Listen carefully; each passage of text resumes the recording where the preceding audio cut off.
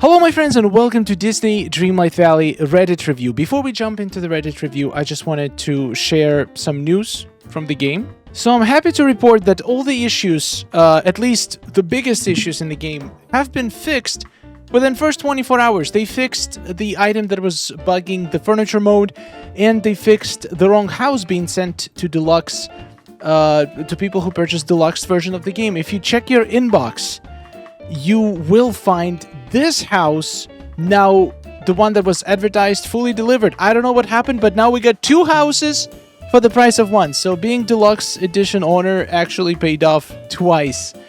And both houses look incredible. They are in a very similar style, and they are both going to be gonna look incredible in the new DLC.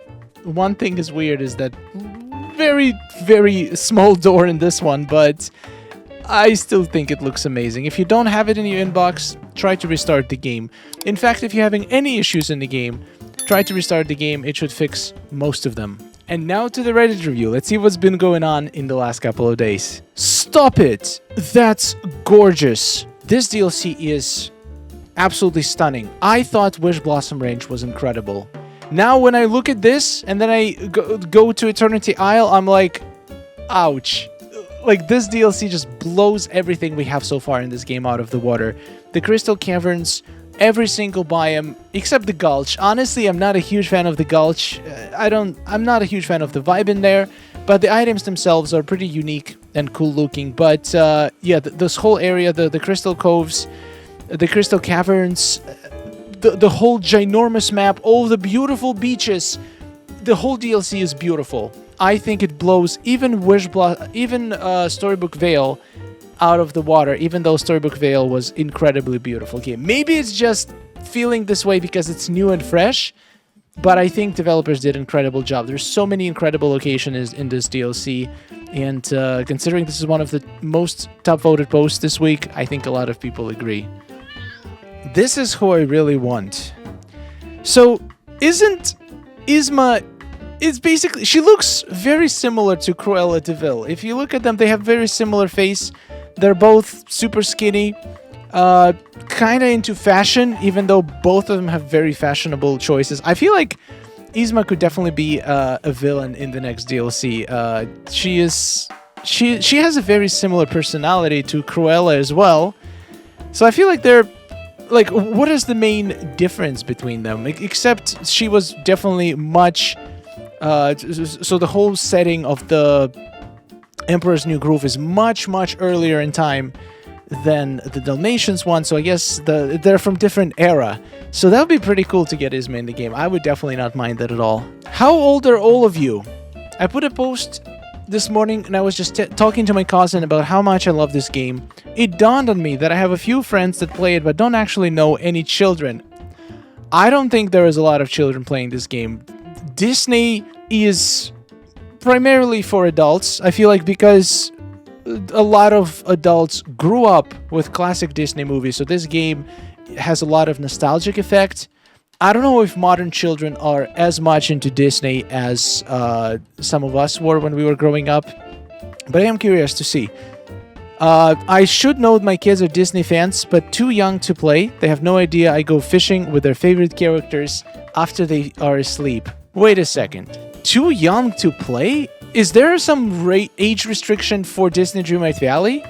I feel like if you're old enough to hold a controller, you're old enough to play. I mean, sure, there's a couple themes in the game that might be a little bit too heavy, but you can just skip those quests for them, just complete while they're not looking. But they can totally run around, ride a horse, go collect resources. Congratulations to all the new parents, existing parents, Doggo and Kitty, Caught, Parents. That's me. I have two. And all the child-free people loving life. So I think this post is for everyone, except for... It's definitely not for single people who are not loving life. That's what it seems like. Yeah, this game has a huge range of players. I'm sure there's a lot of children playing the game. I'm sure there's a lot of people from all walks of life, all ages, all genders playing this game and enjoying it. And from what I've seen, the last DLC absolutely knocked it off the park. I don't think Wishblossom Range got overwhelmingly positive reviews, but there were, I feel like, a few very serious bugs from the start that stopped a lot of people from enjoying it. I haven't seen a single comment negative for the DLC. I've seen a few comments, people saying they don't really care for horses. So if you don't, yeah, it makes sense. You're probably not going to enjoy the DLC. But I haven't seen any game-breaking bugs. I haven't seen any major issues or anything. Like, people are in love. And I totally see why. Gameloft, knock it off the park once again. I'm a 35-year-old woman. That's an interesting title for the post. Is this a dating website? Or is it DISNEY Dreamlight Valley subreddit? And it feels like Christmas Eve. I very rarely get the butterflies and stomach excitement anymore, and I've been willing the clock to tick down all day today. I have no idea what it's about, this game. I have a list of gripes a mile long, but always look forward to booting up the valley. If you're a Gameloft employee reading this, I don't mean any of it. And will certainly stop playing if you don't at least implement a search in Shit Scrooge's shop. So many very wholesome posts this week. I love it. This is what I love about this community. And we've had a few bumps along the way. There's always some drama flares up here and there. But overall, we always come back to the roots. And I feel like the root of this community is incredibly positive. It's definitely a safe space for a lot of people, including me. And seeing posts like this just warms my heart. And also, if that Gameloft employee is watching this video, I will absolutely stop playing if you don't add more item limits. Okay? Alright, but seriously, amazing job on the DLC. You guys deserve a round of applause. Let's just show some appreciation to all the Gameloft devs in the comment section. Just in case somebody's watching, you guys did incredible job. Keep bringing more awesome content to Disney Dreamlight Valley. We're here for it. Hogwarts morning and night. No way, you actually got the big lake and a forbidden forest and the castle. Oh, I love this. Oh my god, it's so atmospheric. Is this? No, this is not a floating island. This is literally the fortress. What? I know exactly where this is. This is stunning. I hope we get Storybook Vale floating islands one day. I cannot imagine how many amazing builds people are going to come up with using the Ever After floating island. Starting Wishblossom off right. Oh my, look at a nice little zebra. So, oh my god, I didn't even get the connection. That makes sense. I am wondering, are we ever going to get more? Because usually the thing with DLCs, they drop and then we don't actually get any additional content related to the DLC. For example, we're probably not going to get any more tapestries for the Lore Keeper, and we're probably not going to get any more ancient machines for this for the first DLC, Eternity Isle. But I feel like mounts is such a great opportunity.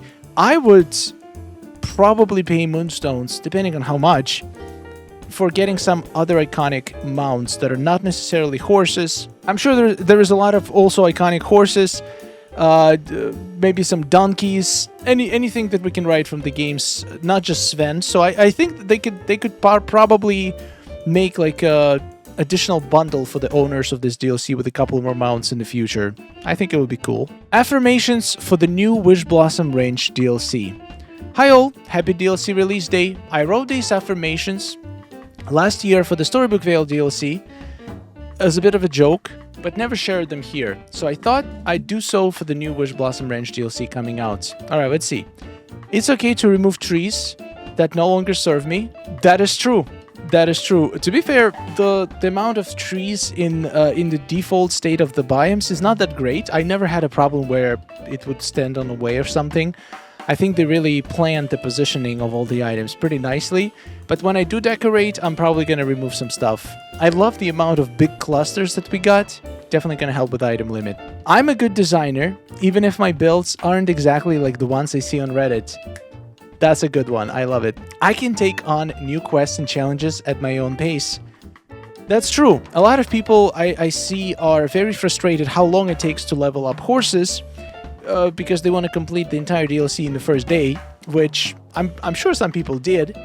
But it's also important to remember that even though we could, we don't have to. I don't think it was meant to be completed in one day. We're literally not going to have another DLC for a whole year. So if it makes us take a couple days break to level up a horse before continuing on the adventure, there is still so many things to do. You can focus on friendship quests. You can literally ride your horse while doing friendship quests, and it's going to help level them up. You can walk around, gather new resources, craft new recipes. So even if you are the person who needs to complete it as soon as possible, I just want people to know that you have an option. You don't have to do it this way. If you don't feel, if it makes you frustrated, you should probably take it a little bit slower and enjoy it on your own pace. I do not need to purchase any extra Moonstones. What's meant for me will come my way on its own. Totally fair. A lot of these things seem to be trying to find the FOMO. It's very easy to see those beautiful items in Premium Shop and think that I'm absolutely must have it all.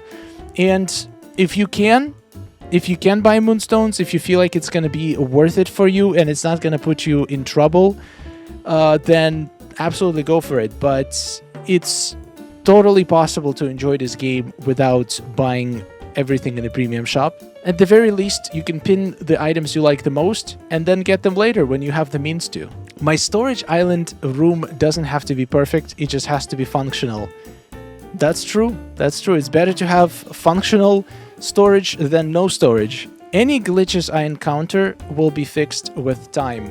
That is the best one. Well, it's a good... There are still glitches with Storybook Vale that haven't been fixed. I have no idea why, but thankfully it seems like Wishblossom Range does not have that problem. So far, everything worked really smoothly, and the few issues we had were fixed very quickly. Perfection is impossible, even when it comes to my Dream Snaps entries. Oh, in Disney Dreamlight Valley, perfection is absolutely impossible because there are so many restrictions. We just have to try to get as close to perfection as possible. That's all we can do. I cannot control how well my Dream Snaps score. Only what I do with the Moonstones, I'm rewarded afterwards. Also, very good affirmation. Sometimes we pour our heart out, spend hours making a perfect dream snap in our eyes, and it just doesn't do well.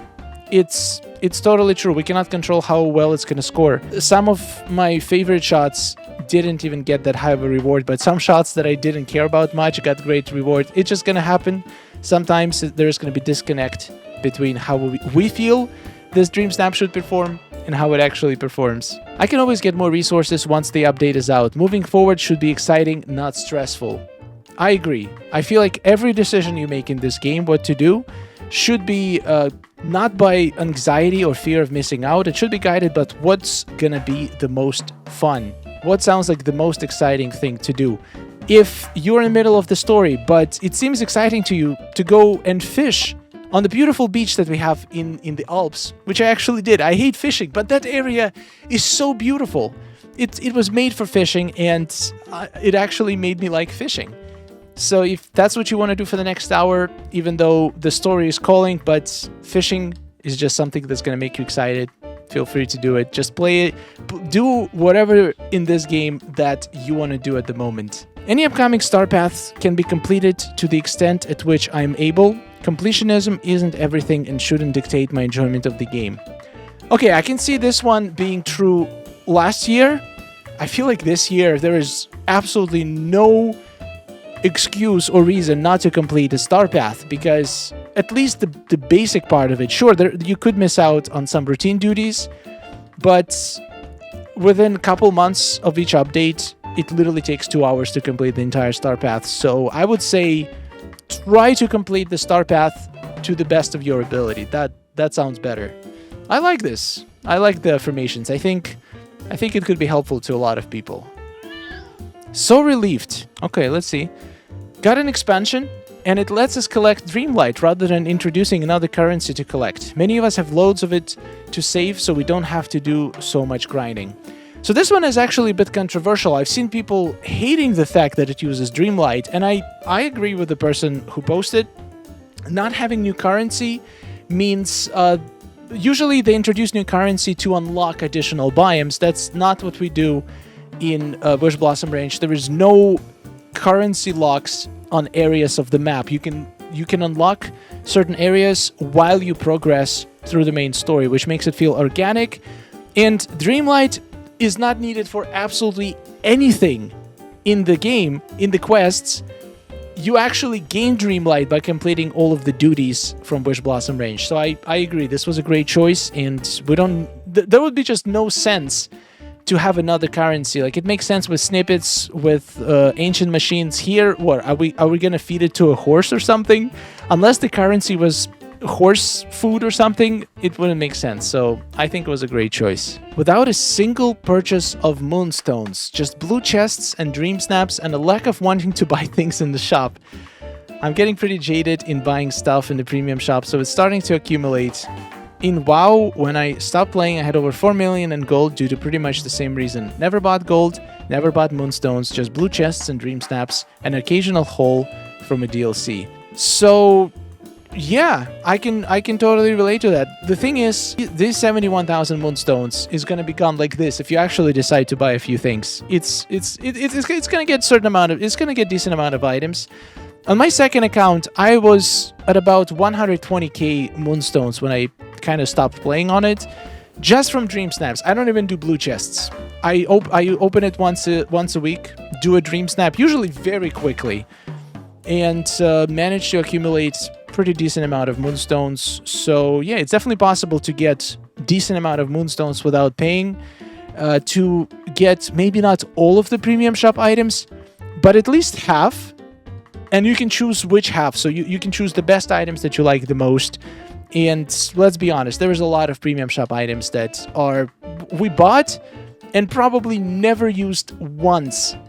At least I can certainly get rid of half of premium shop items I ever bought and not feel like I miss anything. So I just buy everything for review purposes. But if I were just playing normally, I wouldn't need half of the premium shop stuff.